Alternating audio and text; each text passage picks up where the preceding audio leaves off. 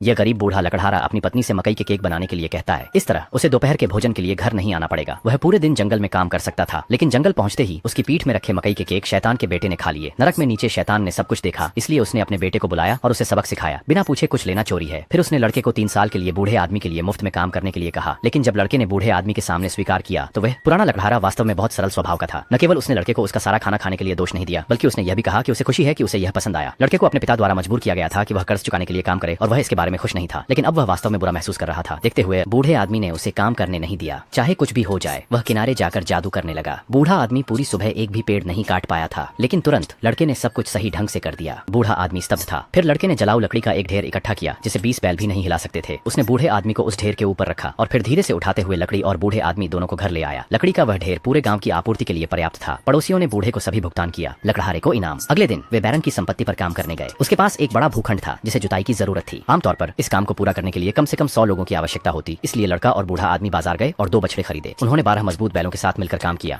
मैदान में लड़का मैदान के बीच में खड़ा हुआ और बछड़ों और हल पर जादू डाला। फिर उन 2 छोटे बछड़ों ने बिना रुके हल चलाना शुरू कर दिया। उन्होंने 12 बड़े बैलों से ज्यादा जमीन जुताई। किसान उन जादुई बछड़ों से ईर्ष्या करने लगे। उन्होंने बैरन से उन्हें खरीदने की विनती की, लेकिन लड़के ने कहा कि वह उन्हें 12 मजबूत बैलों और एक बसाल सोने के बदले ही बदल सकता है। सौदा होने के बाद जब किसानों ने बछड़ों से हल चलाने की कोशिश की तो उन्होंने ये महसूस किया कि चाहे वे उन्हें किसी भी दिशा में ले जाते, बछड़े टस से मस नहीं होते। कोई और विकल्प नहीं बचा तो उन्हें बैरन को रिपोर्ट करना पड़ा। उन्होंने लड़के को वापस खेत में बुलाया और पूछा कि बछड़ों का उपयोग कैसे करें। लड़के ने एक हाथ से हल पकड़ लिया और दूसरे से कोड़ा चलाया। दोनों बछड़े ऐसे चलने लगे जैसे उन्हें रस्सियों से खींचा जा रहा हो। बैरन के पास और कुछ कहने को नहीं था। तीसरे दिन लड़का बूढ़े आदमी के पीछे चला गया। राजा के लिए काम करें। राजा ने उन्हें गोदाम में अनाज फेंकने वाले कामगारों की मदद करने को कहा। यह ऐसा काम था जिसमें आमतौर पर कम से कम 100 लोगों की आवश्यकता होती, लेकिन लड़के ने बस कुछ लात मारी और पूरा काम आसानी से कर दिया। उसने तो हर प्रकार का अनाज भी अपनी साफ सुथरी ढेरी में अलग कर दिया। राजा बहुत प्रसन्न हुए। उन्होंने पूछा कि इनाम के रूप में क्या। बुजुर्ग व्यक्ति और लड़के ने क्या चाहा। लड़के ने कहा कि वे सिर्फ एक बोरा गेहूं चाहते थे। राजा खुशी खुशी सहमत हो गया और उन्हें बताया कि वे इसे कभी भी आकर ले सकते हैं। तो लड़का बुजुर्ग व्यक्ति के साथ घर भागा। उन्होंने घर की सारी चादरें और पर्दे इकट्ठा किए। फिर एक पूरा सप्ताह लगाकर एक विशाल कपड़े का बोरा सिलाया। पूरा परिवार बोरा लेकर महल में अपनी इनाम। राजा ने व्यवस्थापक को आदेश दिया कि उन्हें अनाज की एक बोरी दी जाए। जब व्यवस्थापक ने देखी कि वे कैसे बोरी लेकर आए हैं तो वह पूरी तरह से हैरान रह गया। तब लड़के ने थैला खोला और उसमें हर आखिरी गेहूं का दाना डाल दिया जो उन्होंने निकाला था, लेकिन फिर भी थैला आधा भरा नहीं था। व्यवस्थापक जल्द ही इस अजीब स्थिति की सूचना राजा को देने गया, लेकिन राजा ने कहा कि उन्हें सब दे दें। उसे विश्वास नहीं था कि कोई इतना अनाज ले जा सकेगा, इसलिए पिछले साल और पहले के वर्षों का गेहूं भी थैले में डाल दिया गया। फिर भी यह अभी भी भरा नहीं था, लेकिन लड़के ने इसे ज्यादा दूर नहीं बढ़ाने का फैसला किया। उसने बोरे का मुंह बांध दिया और फिर उसे आसानी से अपने कंधे पर टांग लिया। इस तरह वह पूरी चीज को बिना किसी परेशानी के घर ले गया। लड़के की मदद से बूढ़े आदमी को हल के बैल मिल गए, अनाज, जलावन की लकड़ी और सोना। 3 साल इसी तरह बीत गए। लड़के ने बूढ़े जोड़े को अलविदा कहा। जब वह नर्क वापस आया और अपने पिता से फिर से मिला तो वह एक जिम्मेदार और भरोसेमंद युवा व्यक्ति बन चुका था।